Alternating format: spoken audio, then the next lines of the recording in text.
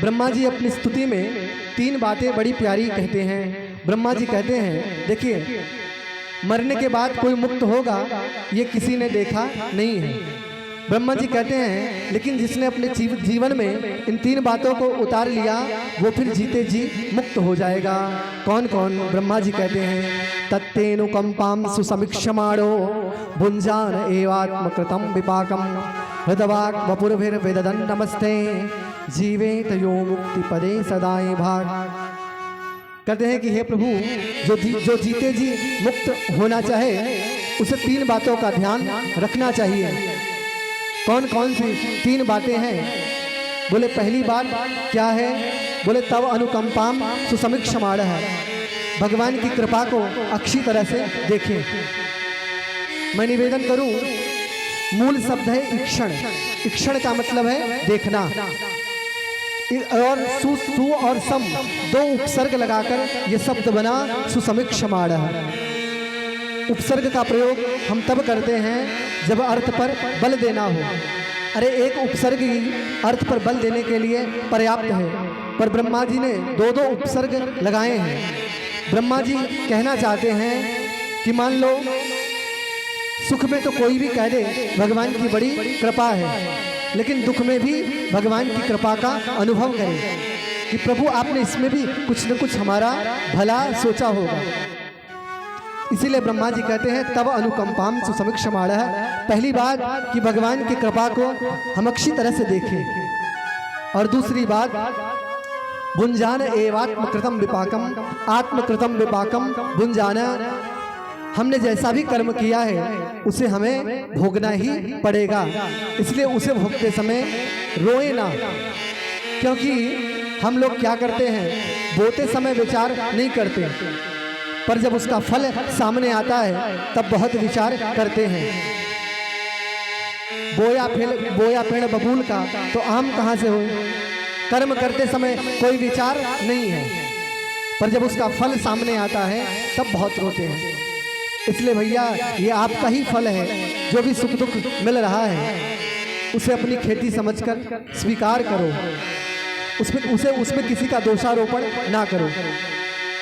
एक बात यह है कि जब जीवन में दुख आता है तो उससे पाप क्षय होते हैं, और जब सुख आता है तो उससे पुण्य क्षय होते हैं। तो जब जीवन में दुख आए तो ये मानिए कि हमारे पाप क्षय हो रहे हैं, और जब सुख आए उस समय बहुत भूलिए ना, क्योंकि आपके पुण्य भी तो क्षय हो रहे हैं, आपका अकाउंट खाली हो रहा है परम मंगलमय भाव से।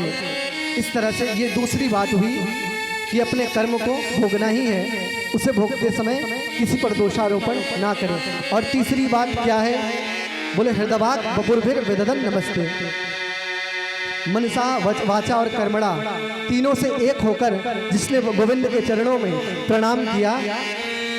देखिए मैं निवेदन करूं, हम लोग जब स्तुति करते हैं या प्रार्थना करते हैं, हमारी वाणी कुछ और बोलती है, हमारे मन में भाव कुछ और होता है और क्रिया कुछ और होती है। स्तुति में तो बहुत कहते हैं कि मौसम दीन न दीन ही तुम समान रघुवीर, पर जैसे ही कोई सामने अगर खड़ा हो जाए दर्शन करते समय, थोड़ा विक्षेप हुआ, उसी समय हम झगड़ पड़ते हैं, उस समय हमारी दीनता कहाँ चली जाती है।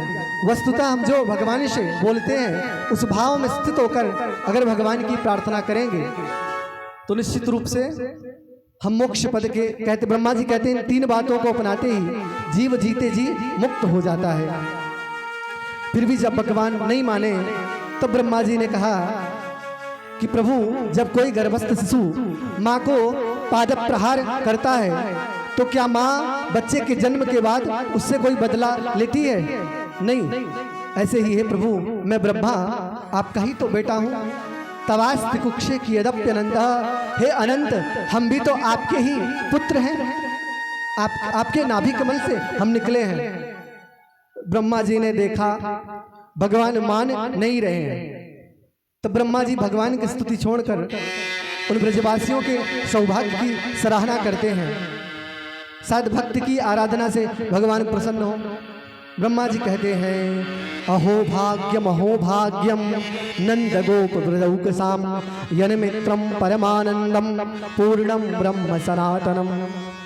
चारों मुखों से ब्रह्मा जी अहो भाग्यम कह रहे हैं।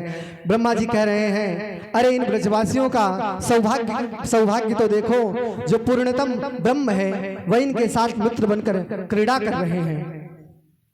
जब इतने में भी भगवान नहीं माने तब ब्रह्मा जी भगवान की 3 परिक्रमा करके वहां से प्रस्थान करते हैं। इत्यविष्टूय भूमानम त्रिहि परिक्रम्य पादयो नत्वा विष्टम जगद्धाता स्वधाम प्रत्यपद्यत। किसकी कितनी परिक्रमा करनी चाहिए? शास्त्र में एक नियम है। एक परिक्रमा देवी जी का कोई भी मंदिर हो उसमें एक परिक्रमा